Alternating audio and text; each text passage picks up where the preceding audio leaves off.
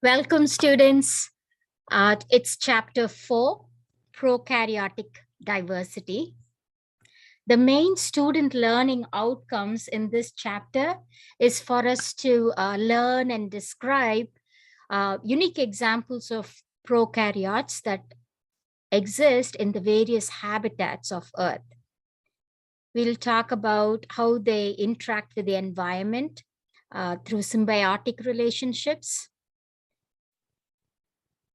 You'll be able to explain how they are classified. You'll be able to describe the unique features within the phylum of proteobacteria and non-proteobacteria. So under proteobacteria, we have the alpha, beta, gamma, delta, and epsilon proteobacteria. And also we'll talk about the non-proteobacteria. They're both gram-negative. And phototrophic bacteria and gram-positive, high GC and low GC bacteria and deeply branching bacteria. We'll also talk about Archaea. So both Archaea and bacteria are prokaryotes.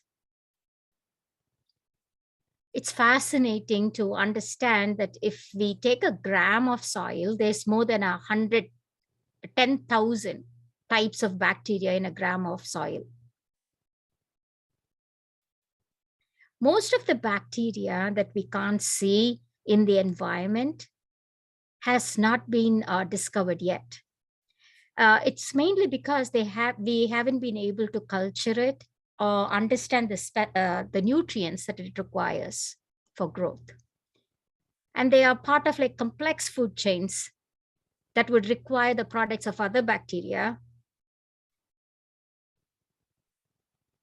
And we still need a lot of studies to understand their metabolism and the ecological role. So there's literally like thousands and thousands of bacteria that hasn't been discovered yet. So this intense and amazing biodiversity of microorganisms is very important for the ecosystem because they play a huge role in decomposition of organic matter, nutrient recycling, soil aggregation, and controlling pathogens in the ecosystem. In other words, they sustain life. The main life has three main domains. Bacteria and Archaea are prokaryotes. And they differ from eukaryotes is that they do not have a membrane-bound nucleus. And they do not have membrane-bound organelles. Bacteria has a rich peptidoglycan cell wall that is absent in Archaea and eukaryotes. They also differ in ribosomal RNA sequences. Circular chromosomes called plasmids are found in bacteria and Archaea, but not in eukaryotes. So where are these prokaryotes found? See, prokaryotes are ubiquitous. That means they are found everywhere. Not only the average temperature and ideal living conditions, but they can also be found in hot springs, here like Dead Sea, Antarctica, in the ice shield, in the deep ocean, in the geyser vents. So here's a picture of halophiles that can live in high salt content ecosystems like the Dead Sea. Some nitrogen fixing bacteria like Rhizobium can live in the root nodules. It's a symbiotic association. The plant gives a home for the bacteria to grow in these nodules. And in turn, they will fix nitrogen for the plant, which is essential for their growth. Most of the prokaryotes that we will study are unicellular. So they can form colonies and live together. And they are only about 0.5 to 5 microns in size. Whereas if you compare eukaryotes, they can go to 10 to 100 micrometers, the cell size.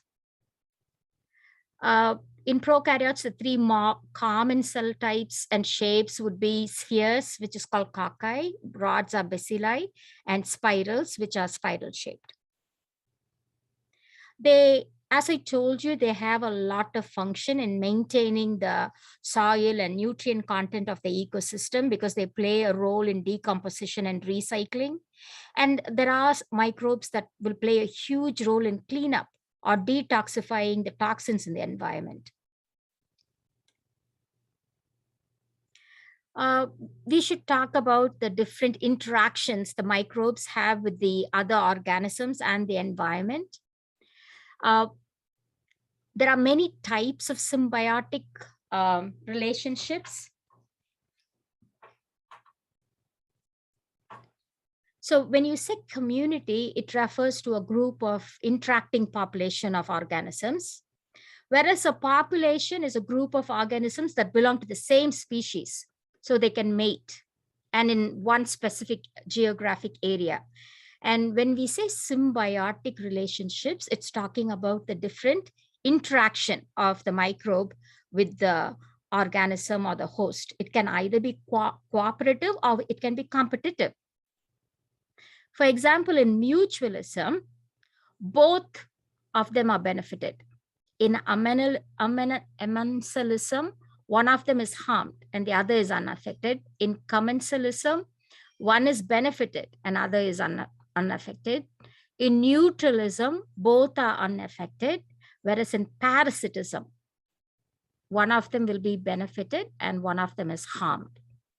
A good example of mutualism is E. coli in the human gut. So the E. coli that lives in our colon, our body gives the E. coli a place to live and also nourishment. And the E. coli in return does make sure other pathogenic microbes don't grow. It crowds it out.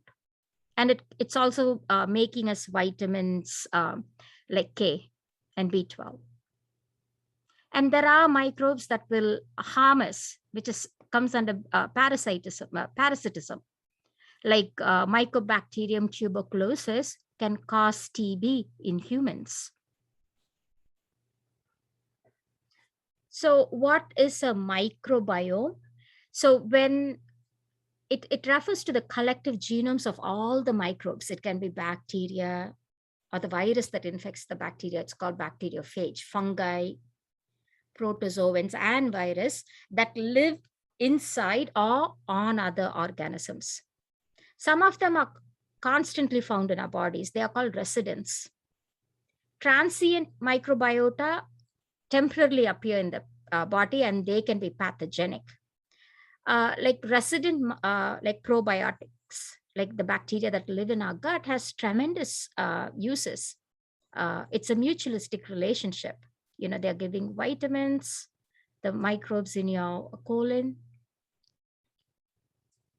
And here you can see the other functions and how they help the host.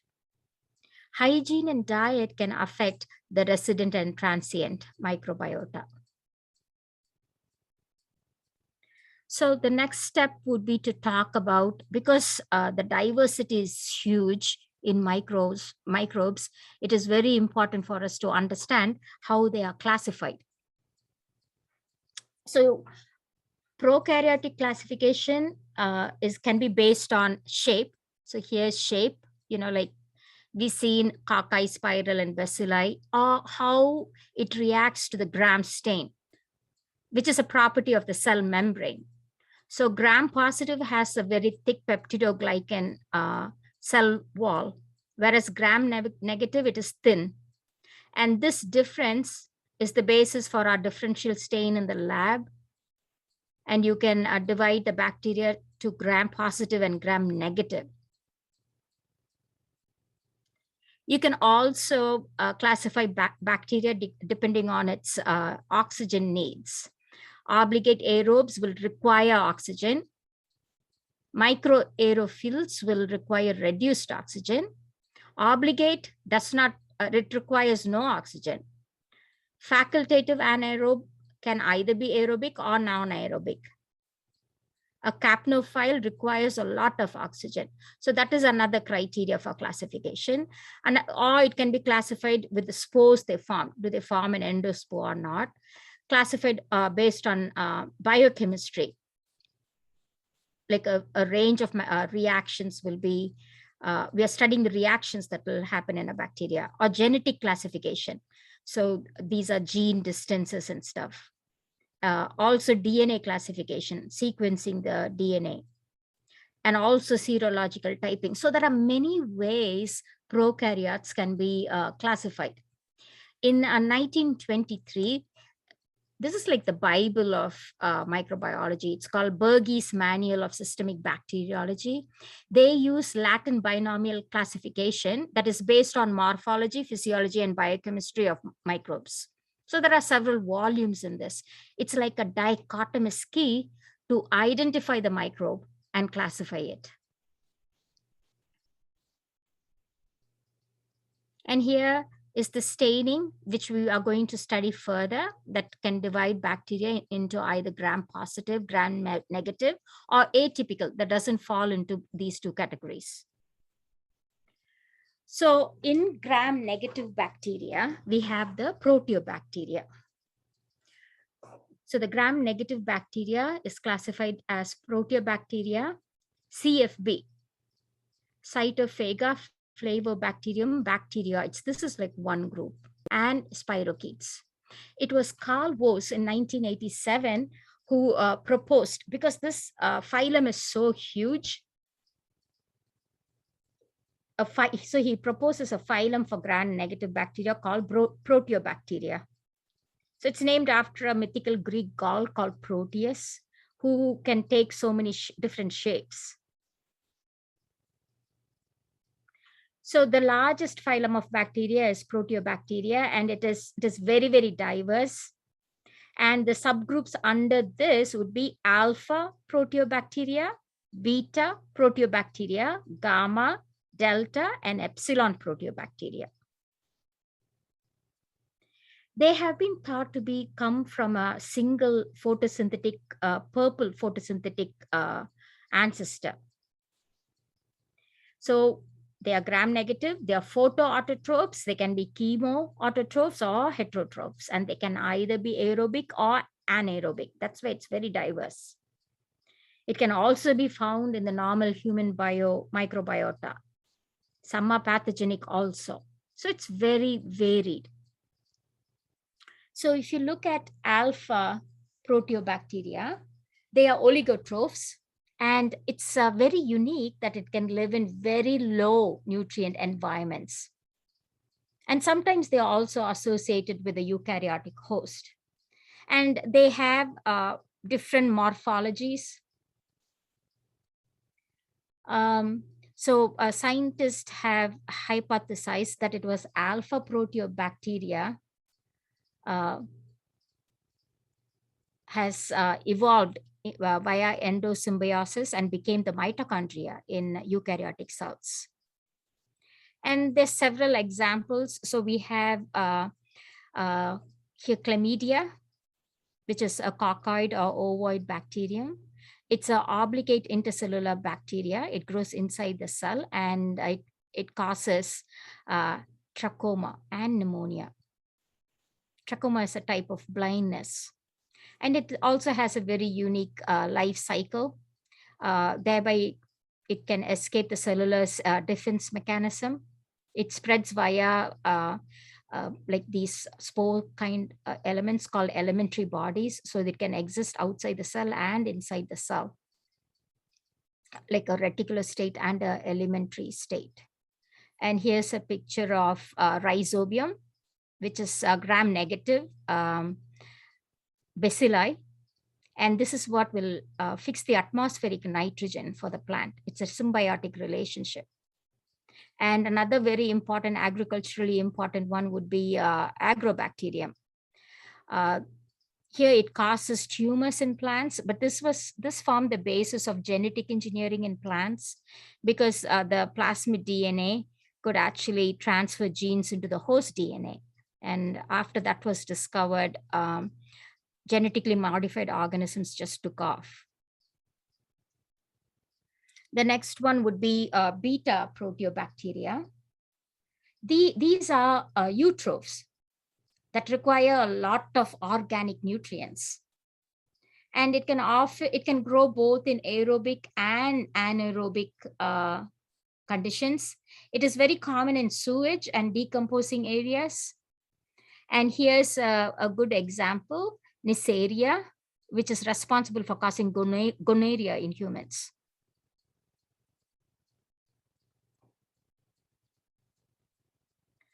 Gamma proteobacteria it's the most diverse. Look at all the examples in these tables. And it also contains a lot of human pathogens like Pseudomonas, which is a very opportunistic pathogen. It is very metabolically diverse. It might have a polar flagella, Legionella, that it's found in streams and water pipes and AC units and stuff. And then it can cause the Legionnaire's disease. Enterobacter, it's a facultative anaerobe and it can cause urinary and respiratory tract infections in hospital patients. So again, it's very opportunistic.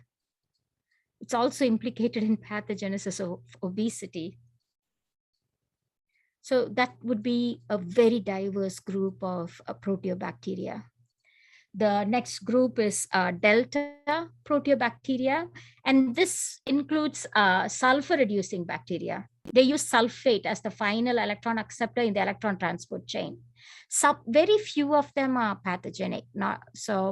However, see D-sulfovibrio, this is connected with periodontal disease. And they can also be bacteria that actually infects other bacteria.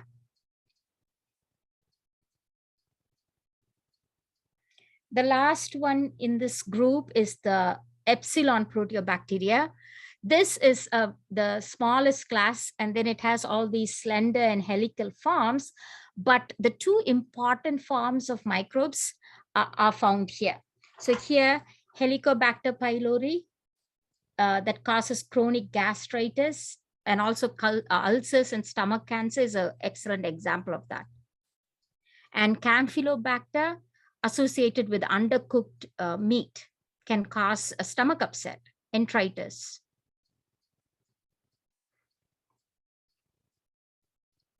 So we'll move on into the non-proteobacteria. It is also gram-negative.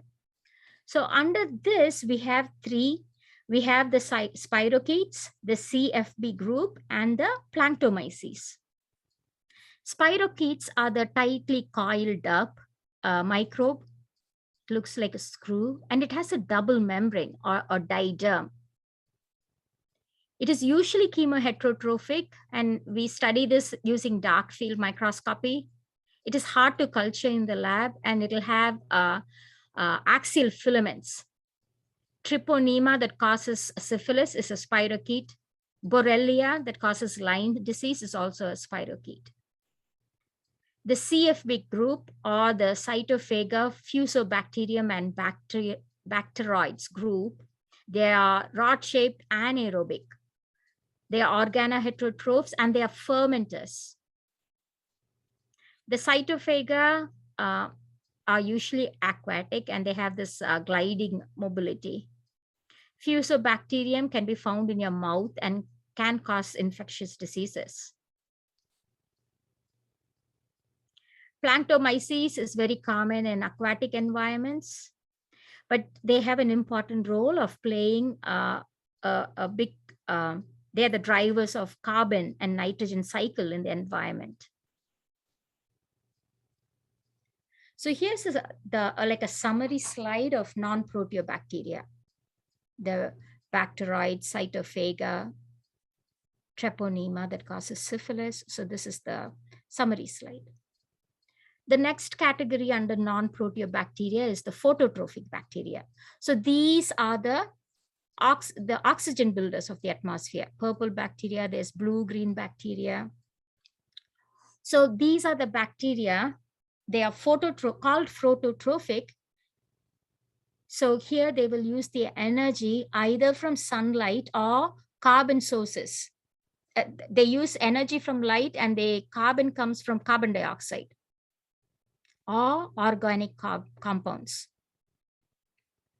When you say anoxygenic, that means they do not release oxygen in the atmosphere. There are some examples that does and some doesn't. Some of the main examples here would be the chromatium, chlorobium, rhodospirillum, and chloroflexus. And here's some pictures of bacteria, protobacteria. So they, see, this is a blue-green bacteria or cyanobacteria. They play a huge role in the environment because they release oxygen. So when they do photosynthesis, they can produce oxygen. And again, they can live in a variety of habitats.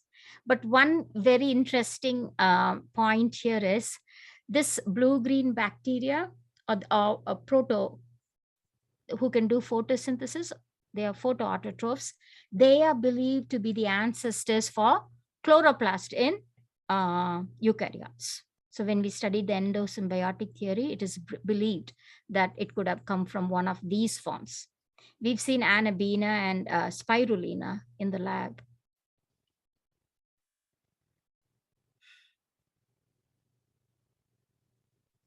So let's move on to gram-positive bacteria.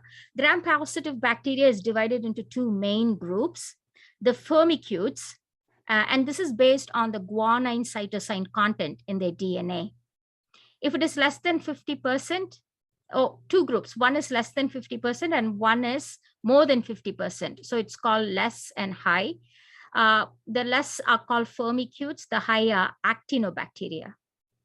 Here again, there are pathogenic genus like Bacillus staphylococcus, Enterococcus streptococcus. They can form endospores and other like very important pathogens that cause anthrax, Bacillus anthracis, or tetanus, Clostridium tetani, Listeria monocytogenes. This causes listeriosis. They all come under less than 50% low GC content gram-positive bacteria. And in high, we have the Mycobacterium, Corynebacterium, Propionibacterium, and some important ones are the ones that call diphtheria, Corynebacterium diphtheriae, and tuberculosis, Mycobacterium tuberculosis. So here's some as the summary slide. So here's a lot of very important bacteria that we'll see and how they are further classified as shown in this picture here, depending on the cell wall or endosperms or being aerobic or not. So we have the important genus Bacillus. It can either be an aerobe or a facultative aerobe, and this causes anthrax and also food poisoning. And we have Enterococcus that can cause urinary tract infections. Here's Lactobacillus, that is a beneficial bacteria used in fermentation a lot. Mycoplasma is also very important, causing a type of pneumonia. Staphylococcus can cause a lot of infections. Streptococcus also, it's causing your throat infection. Let's look at the summary of high GC gram-positive bacteria. This also have several important genuses. Actinomyces that causes gum disease. Frankia is a symbiotic bacteria that help to fix nitrogen in plants. Corynebacterium that causes diphtheria. Mycobacterium, and this is where we have Mycobacterium tuberculosis that causes TB and Mycobacterium leprae that causes leprosy. Very important. So the next category is the deeply branching bacteria. So it's called deeply branching because it's found deep in the tree of life. So here we have the last universal common ancestor in the phylogenetic tree. And one of the first branches that comes out would be the acetothermus. So they are the most closely related to Luca. So it is believed that these are the first forms that are very closely related to the ancestor, like 3.5 billion years ago. So they can be thermophils or hyperthermophils. So we have aquifex that can live underwater in volcanoes. And they can use inorganic substances as nutrients. We have thermotoga, which can live in thermal vents. And there's a thermotoga subterranean that can live in oil reserves. And one of the most important is the Deinococcus. That's very famous. It can live in high radiation places also. It can tolerate drought, salinity, and so forth. And here's the last one, which is the group of Archaea. So this is a separate domain of prokaryotes. They are also unicellular prokaryote, but the cell membrane is very different from bacteria. Here, the cell membrane is composed of ether linkages with highly branched isoprene chains, whereas a bacterial cell membrane will have ester linkage with unbranched fatty acid chains. And Archaea do not have peptidoglycan cell wall. And Archaea is also more closely related to eukaryotes. So it's not as simple as bacteria, it's a little more advanced. The genome is much larger and complex, and they too can live in extreme environments, like extremely hot or chemically aggressive environments. And again, they have different ways of harvesting energy. They play a very unique ecological role of producing methane, biological methane, that is not seen in bacteria, and also ammonia oxidation, so which are unique things to Archaea. And one good thing is there's not much evidence of pathogenicity. So in Archaeota are the methanogens and the halobacteria. And in Archaeota are the sulfobolus. They can, live in very harsh sulfur-rich environments and so forth. And I hope that was helpful.